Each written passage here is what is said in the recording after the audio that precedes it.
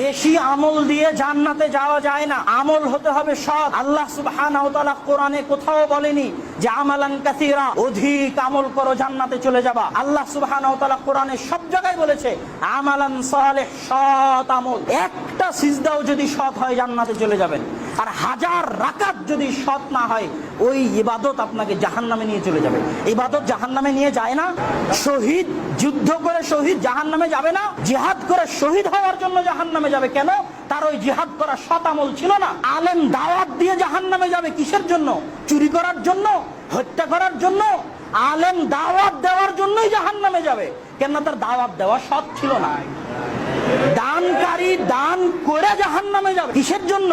সুদ খাওয়ার জন্য, ঘুষ খাওয়ার জন্য না, দান করার জন্যই জাহান্নামে যাবে। দান করাটা সৎ ছিল না। সৎ কখন হবে? যখন ইখলাস থাকবে আর আল্লাহর রাসূলের সুন্নাত অনুযায়ী হবে। আল্লাহর রাসূলের